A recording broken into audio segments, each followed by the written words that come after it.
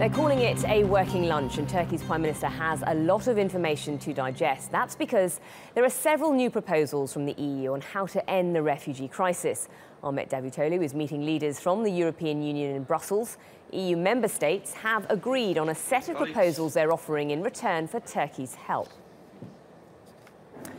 More than 1 million refugees have set out for Europe in the past year. In the latest incident, the Turkish Coast Guard has stopped dozens of them off the coast of Greece. The growing number of people trying to reach Europe increases pressure on the EU leaders to come to an agreement with Turkey. But there are still several sticking points. Let's take a look. Well, the deal would require refugees who arrive in Greece from Turkey to be returned to Turkey. In exchange, the EU would accept taking in a different asylum seeker selected from one of the Turkish camps. The EU is also offering Ankara money, up to $6.6 billion, but several member states want that reduced. Ankara wants visa requirements lifted so Turks can travel freely in European countries in the so-called Schengen zone. And finally, Turkey has asked to speed up talks on membership of the EU, but some European leaders have warned such concessions can't come without respect on Turkey's side for certain standards.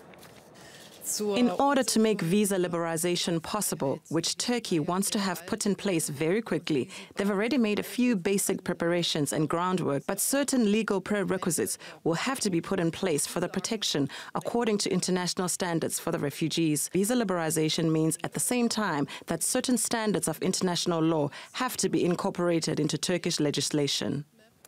TRT World's Simon McGregor-Wood has more from Brussels. Well, it is clear that here in Brussels we're entering the crucial end game of this months-long process, and it is by no means clear that a successful conclusion will be achieved. Mr. Davutoglu, Ahmet Davutoglu, the Turkish Prime Minister, is in talks with senior EU officials Donald Tusk and Jean-Claude Juncker. He is essentially going through the latest EU draft on this migration game-changing deal to see whether any of the changes that have been put into the draft are acceptable or whether they cross over so-called Turkish red lines. We do understand that there have been changes from the original draft agreed in principle 10 days ago, certainly concerning the conditions on which Turks would get visa-free travel in Europe by the end of June. That's been made a slightly more complicated process.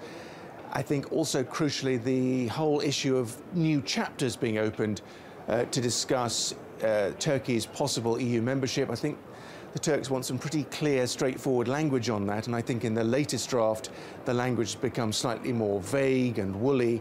It's not clear the Turks are going to accept that language, and there are also issues on the legality of this one-for-one deal, the Greeks sending refugees and migrants back to Turkey. There are a lot of European objections and concerns about the legality of that, and the potential need in the draft for Turkey to change some of its own laws and regulations regarding how it treats refugees living in Turkey. So it's very, very complicated, high diplomacy.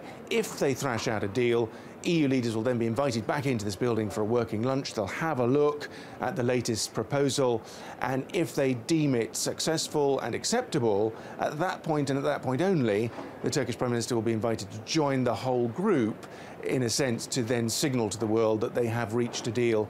But there's a lot of hard talking between now and that happening.